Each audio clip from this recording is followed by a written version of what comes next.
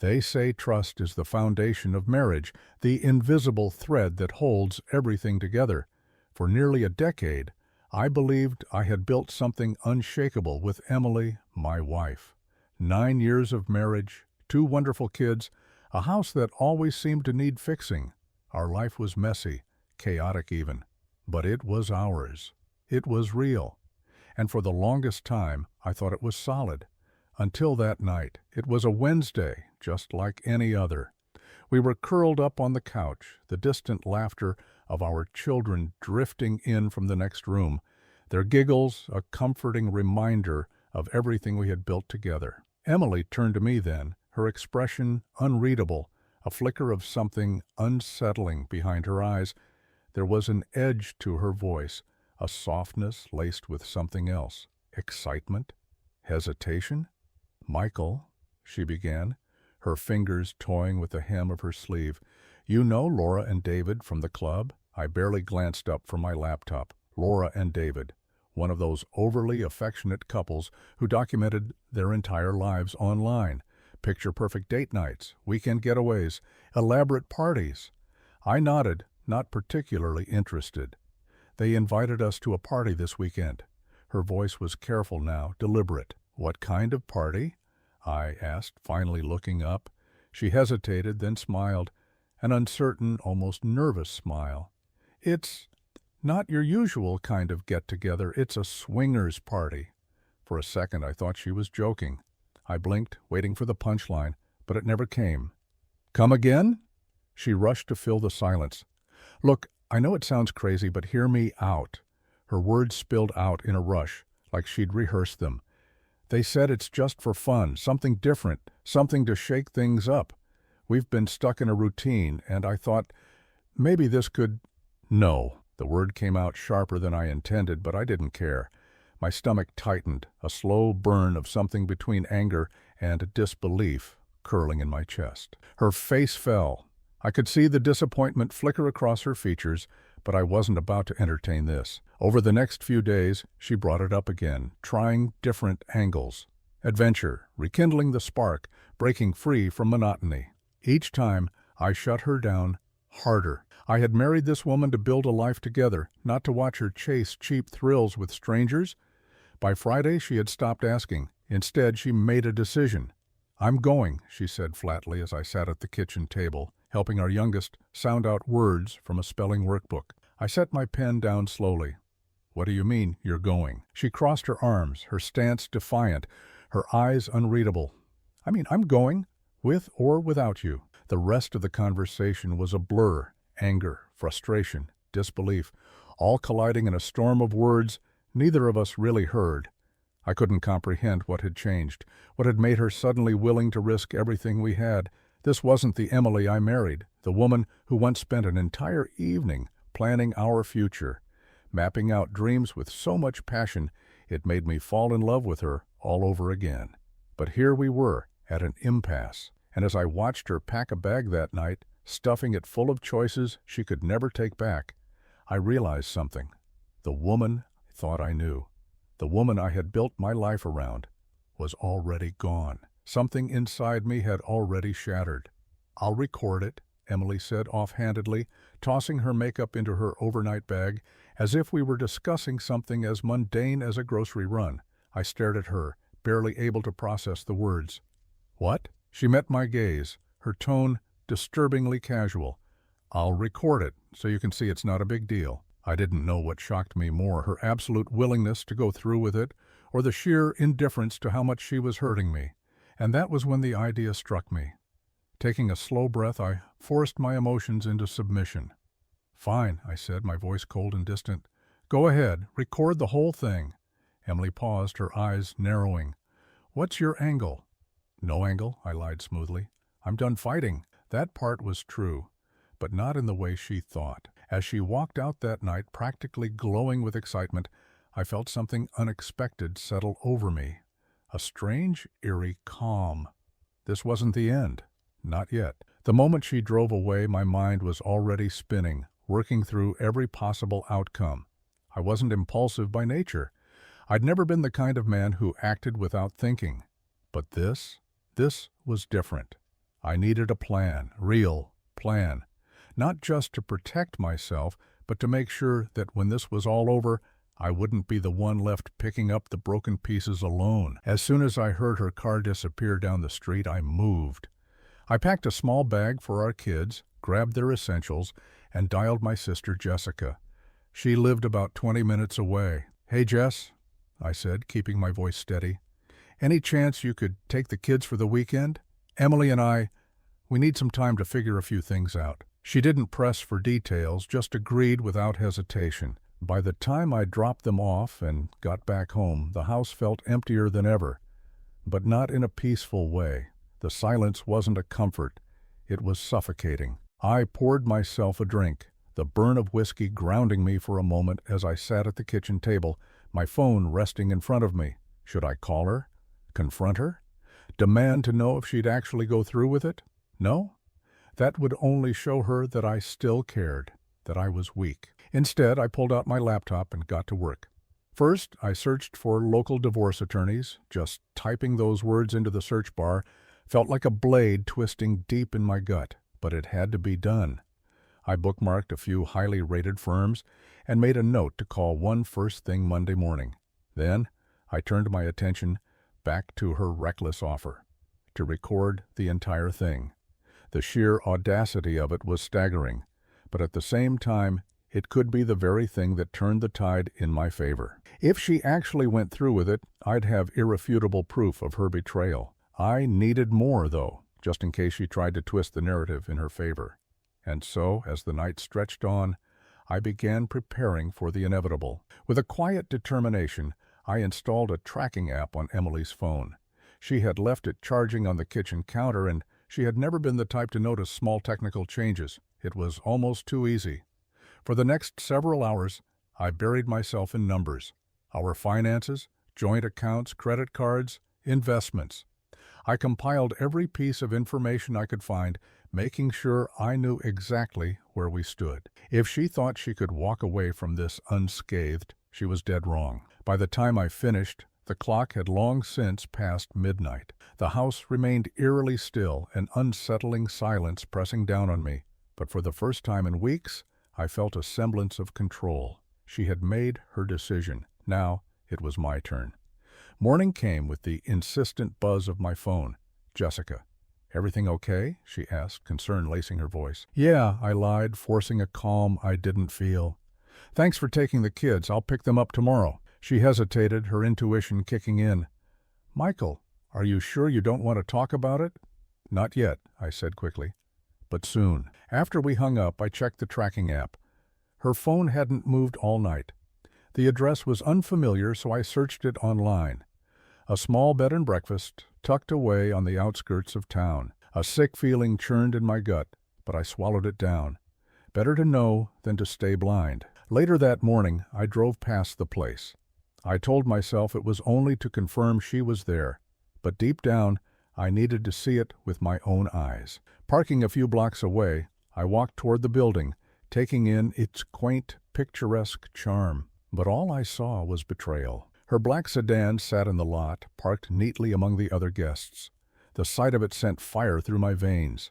I snapped a picture, evidence, just in case, and turned away before my emotions drove me to do something reckless. Back home, I poured myself a drink and sat on the couch, staring at nothing, waiting. For what? I wasn't entirely sure. All I knew was that this wasn't over. Hours passed before the front door swung open. Emily stepped inside, wearing the same dress from the night before, her hair slightly disheveled. "Hey," she greeted casually, as if she hadn't just ripped our marriage apart. I didn't respond. I just watched her move, tossing her bag onto the counter, pouring herself a glass of water, acting like nothing had happened. She finally turned to me, raising a brow. "You're quiet." I stood up, closing the space between us, my voice measured and cold. I hope it was worth it. For a split second, I saw something flash in her eyes. Guilt, maybe, or realization. But then, as if flipping a switch, she smiled. That smug, infuriating smile. It was nothing, not worth worrying about. I didn't dignify her with a response. Instead, I turned on my heel and climbed the stairs, leaving her alone with her lies. If she thought I was just going to sit back and accept this, she was more naive than I thought. This was only the beginning. That night, the house felt colder than ever. Emily lounged on the couch, casually scrolling through her phone, acting as if nothing had changed, as if she hadn't burned our marriage to the ground. Her arrogance was infuriating, but I kept my expression neutral. I refused to give her the satisfaction of knowing how deep the knife had cut. Every sip of wine, every absent-minded chuckle at whatever was on her screen, it all chipped away at the last remnants of patience I had left. I stayed upstairs, supposedly working. In reality, I was setting the stage. The tracking app had done its job perfectly, pinpointing every minute she spent at the bed and breakfast. But that wasn't all. As I scoured through her phone data, I found something unexpected, evidence far worse than I had anticipated. A video. Over 20 minutes of undeniable proof. My fingers hovered over the screen, hesitation creeping in. Did I really want to see this? Did I need to? The answer was obvious. I pressed play. What I saw confirmed everything. She wasn't just indulging in a moment of weakness, she was reveling in it, laughing, flirting, shamelessly betraying me without a second thought. By the time the video ended, my fury had burned itself out, replaced by something colder, more methodical. This wasn't about fixing things anymore, it was about making sure she paid for what she had done. I backed up every piece of evidence, videos, texts, location logs, onto a secure drive. Then I picked up my phone and dialed the number of the divorce attorney I had found the night before. "Michael Carter here. I need an urgent consultation regarding my wife." The appointment was set for Monday morning. Just like that, the pieces started falling into place. The rest of the weekend passed in a haze. I barely acknowledged Emily, making excuses to stay out of the house. She didn't seem to notice, too wrapped up in her little fantasy, texting and smirking at her phone as if nothing had changed. I let her believe she had the upper hand. She had no idea what was coming. Sunday evening, I picked up the kids. They were full of stories, laughing about their weekend, blissfully unaware that everything at home had already begun to fall apart. When we walked through the front door, Emily was in the kitchen, humming softly as she stirred something on the stove, like nothing had changed. She greeted the kids with kisses on their foreheads, her voice filled with artificial warmth. I watched as she asked them about their weekend, pretending to be the devoted mother, pretending that she hadn't spent the night before destroying our marriage. During dinner, she played the role well, smiling, laughing at the kids' jokes, even throwing me a playful jab about the toast I'd burned that morning. It was almost impressive how effortlessly she wove the illusion of normalcy. But I wasn't fooled. She thought she had me in the dark. After dinner, I tucked the kids into bed, their sleepy faces peaceful, oblivious. Then I headed downstairs, where Emily was once again glued to her phone, lounging on the couch like she had nothing to answer for. "Emily," I called, keeping my voice steady. She glanced up, her smile faltering slightly. "What's up?" Without a word, I held up my phone. The screen glowed with a paused video. The color drained from her face. "Care to explain this?" For the first time in days, she was speechless. Her lips parted, then closed again, as her mind scrambled for a response. But I wasn't interested in her excuses. "You made your choice," I continued coldly. "And now you'll deal with the consequences. I've already spoken to a lawyer. By the end of the week, I'll be filing for divorce." Her eyes filled with tears. "Michael, wait. I can explain. It wasn't—" "Save it." My voice was sharp, final. "I don't want your excuses, and I don't want your apologies. You made your decision. Now live with it." I turned and walked away, leaving her alone in the wreckage of her own betrayal. Upstairs, I locked my bedroom door, exhaling a slow, controlled breath. For the first time in weeks, I felt something close to peace. This wasn't the end. It was only the beginning. The next morning, Emily was different. Gone was the overcompensating act, the forced laughter. She sat at the table, staring into her coffee, dark circles under her eyes betraying a sleepless night. I didn't say a word. There was nothing left to say. After dropping the kids off at school, I drove downtown to the law office. The building was tall, unassuming, the kind of place where lives were dismantled behind closed doors. Angela Bennett, the attorney, was sharp, direct. She wasted no time with pleasantries, flipping through the documents I'd brought with clinical efficiency. "The video and tracking data? Solid evidence," she said, nodding approvingly. "This will work in your favor." And just like that, the next step was set in motion. "This evidence gives you the upper hand," Angela stated firmly, her pen tapping against the thick stack of documents in front of her. "With these records, we can push for full custody and a favorable division of assets. The court will lean in your favor with proof like this. And before you find out what happens next, please don't forget to subscribe and like. Thank you." Hearing her say it out loud made everything sink in. This wasn't just a betrayal to endure. It was a war I had to win. "What about the house?" I asked, my voice steady. Angela leaned back, considering. "With what we have, you have a strong case to keep it. But if she decides to fight, it could turn ugly." A slow, determined nod was my only response. Let her fight. She had already lost. When I got back home, Emily was still there. She hadn't left for work, hadn't even moved from the couch. She looked up as I entered, her eyes swollen, her expression hollow. "Michael, we need to talk." "No," I said flatly, dropping my bag on the counter. "We don't. I already told you how this ends." Her voice wavered. "Please, I screwed up. I was reckless. I was stupid. But I still love you." A laugh escaped me, cold and empty. "Love?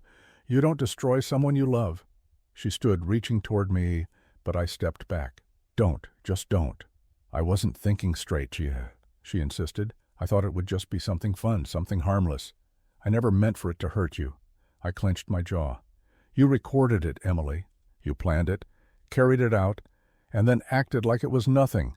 That's not a mistake. That's a choice." Tears welled in her eyes, but I felt nothing. The woman in front of me wasn't my wife. She was a stranger who had burned our marriage to the ground. That evening, I packed a few essentials and told the kids we'd be staying with their aunt for a while. Emily didn't argue. She just sat there, frozen, watching as I led the kids out the door. At Laura's house, the kids settled in quickly, unaware of the storm swirling around them. Laura, however, wasn't so easily deceived. "Michael," she murmured after the kids had gone to bed, "what's going on?" I hesitated. A part of me didn't want to spill everything, but I needed to tell someone. So I told her everything, the party, the video, the divorce. She listened quietly, her face shifting between shock and anger. And when I finished, she reached across the table and squeezed my hand. "You don't deserve this," she said softly. "But you're doing the right thing. You're doing the right thing," Laura said with certainty. "Emily doesn't deserve you, and the kids need stability." Her words were a small comfort, but they didn't erase the hollow ache in my chest. The next few days were consumed by meetings with Angela, opening new bank accounts and finalizing the paperwork. Emily bombarded my phone with messages and calls, each one a desperate plea to explain. I ignored them. Nothing she said could change what she had done. By Friday, the divorce papers were ready. Angela submitted them that afternoon, and a grim sense of finality settled over me, knowing Emily would be served the next morning. That evening, I sat in Laura's living room, staring at the muted TV screen, lost in thought. The kids were asleep, and Laura had gone to bed, leaving me alone with the weight of everything. For the first time in days, the full force of my reality crashed down. The betrayal, the loss, the uncertainty of the road ahead. Yet beneath the pain, there was clarity. This wasn't the future I had envisioned, but it was the one I had now, and I would make the best of it, for myself and my children. Saturday morning arrived with a knock on Emily's door. I wasn't there to witness it, but Angela assured me the papers would be delivered first thing. As I sipped my coffee, I imagined her reaction: shock, maybe rage, followed by the slow, inevitable realization that her world was about to collapse. And it wasn't just the divorce. Angela had structured the settlement to ensure I walked away with everything that mattered: full custody of the kids, the house, financial terms that left her with little more than her car, and a few personal belongings. A nuclear option. But after everything, I felt nothing. Around noon, my phone vibrated. Emily. For a moment, I considered ignoring it like I had all week, but some part of me wanted to hear what excuse she'd try to conjure now. "Hello?" My voice was emotionless. "Michael?" Her voice wavered. What is this? Divorce papers? You're actually doing this?" Yes. Silence stretched between us before she finally broke down. Michael, please. You don't have to do this. Her voice cracked with desperation. We can fix this. I know I messed up, but we can go to counseling. We can work through this. No, we can't. My tone was cold, final. You made your decision. Now you'll deal with the consequences. I won't let you drag me or the kids through your mess any longer. But the kids, she pleaded. They need me. They'll have you, I said. But they'll also have stability. Something you proved you can't provide. Her sobs filled the silence, but I refused to let them shake me. Without another word, I ended the call, feeling more certain than ever that there was no turning back. Later that afternoon, I picked up the kids from a friend's house and took them to the park. As they ran through the grass, their laughter ringing through the air, I realized what truly mattered. Not Emily, not her betrayal, just them, their happiness, their safety, their future. That evening, I sat across from Laura, a bottle of wine between us. She didn't press me to talk, but as the night stretched on, I found myself spilling everything. I don't even know who she is anymore, I admitted, staring into my glass. The woman I married, she's gone, replaced by someone I can't even recognize. Laura nodded. People change in ways we can't always predict. But this isn't on you, Michael. You gave her everything, and she threw it away. I let out a bitter laugh. I keep wondering if I could have done something differently. No, her voice was firm. She made her choices. Now you're making yours, to protect yourself and the kids. That's what matters. The days that followed were consumed by logistics, packing up the last of my belongings, meeting with Angela to finalize custody agreements, and securing a new place for me and the kids. Meanwhile, Emily's calls and messages continued, switching between anger, pleading, and empty promises. Then, one evening, she crossed a line. She showed up at Laura's house, pounding on the door, demanding to see me. Laura answered, her voice calm but unwavering. Emily, you need to leave. This isn't helping anyone, especially not the kids. I just want to talk to him. Emily's voice cracked with desperation. You've done enough talking. Laura didn't flinch. Michael has made his decision. You need to respect that. Eventually, Emily stormed off, but the confrontation left me shaken. No matter how much I steeled myself, there was still an ache beneath the surface. By the end of the week, everything was set in motion. The kids and I moved into a modest 2-bedroom apartment on the other side of town, a place far enough from Emily to give us the fresh start we needed. That first night, after tucking the kids into their new beds, I sat alone in the dimly lit living room. The weight of everything settled over me, but beneath it, something new stirred. Relief. It wasn't the future I had imagined, but it was mine now, and for the first time in weeks, I allowed myself to believe that maybe, just maybe, things would be okay. In the days that followed, I focused on rebuilding. The kids adjusted faster than I expected, their excitement for the new school distracting them from the upheaval. For the first time in a long while, I wasn't consumed by anger or grief. It was just me and them, carving out a new life, a better one. Children have a way of adapting, their resilience far stronger than the chaos left in the wake of betrayal. As they laughed and played in our new home, I felt a peace I hadn't known in a long time. Emily, however, wasn't handling the divorce well. Her calls came almost daily, her messages swinging wildly between remorse and anger. Some days she begged for another chance, swearing she'd change. Other days she lashed out, blaming me for everything that had gone wrong. I ignored her pleas, focusing on what mattered, building a stable life for my children. But one evening she showed up at my apartment, her face pale, eyes hollow with desperation. "Michael," she whispered, voice shaking, "can we talk? Please." I hesitated before stepping outside, shutting the door behind me. "What is it, Emily?" Tears streamed down her face. "I miss them. I miss you. I miss us. Can't we try again?" Once her words might have made me falter, but not anymore. "It's too late," I said firmly. "You made your decision, and I made mine. The kids will still see you, but there's no going back." She sobbed, waiting for me to comfort her. I didn't. "You threw this away," I continued, my voice calm, resolute. "Now you have to live with that." She didn't argue. She simply nodded, shoulders slumped, before walking away. That night, staring at the ceiling, I felt something unexpected, relief. Standing my ground, refusing to be pulled back into her chaos, felt like the first real step forward. The following months brought change. The divorce was finalized, granting me full custody of the kids and ownership of the house. Emily moved into a small apartment downtown, her visits growing infrequent. I immersed myself in work, finding solace in the routine, in the sense of control it gave me. My colleagues rallied around me, offering distractions and the occasional night out. One evening, Laura convinced me to join her and her husband for dinner at a quiet Italian restaurant. I was hesitant at first, but somewhere between the wine and the conversation, I found myself laughing, really laughing, for the first time in months.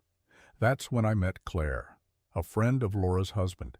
She was warm, sharp-witted, and refreshingly honest. Something about her felt easy, like she saw past the wreckage and into the person I was trying to be. We exchanged numbers, and over the next few weeks, we talked, slowly, cautiously. I let myself believe in the possibility of moving on. The kids took to her immediately, and seeing them smile with her made me realize just how far we'd come. Claire wasn't a replacement for Emily. She was something new, something better. One evening, as the kids slept and Claire and I sat together on the couch, she reached for my hand. "Michael," she murmured, her gaze steady. "You've been through hell, but you're here, you're standing, and that says more about you than anything else." Her words echoed in my mind long after she left that night. Life wasn't perfect, and the scars Emily left behind would never fully fade. But for the first time in years, I felt like I was moving forward. Her betrayal had shattered our life, but in the aftermath, I had found myself again. And in the quiet moments, watching my kids play, holding Claire's hand, I realized that maybe, just maybe, I was better off for it. This is the end of the story, so don't forget to share your opinion and experience in the comments. And also, if you like the story, subscribe to the channel that would not miss new video.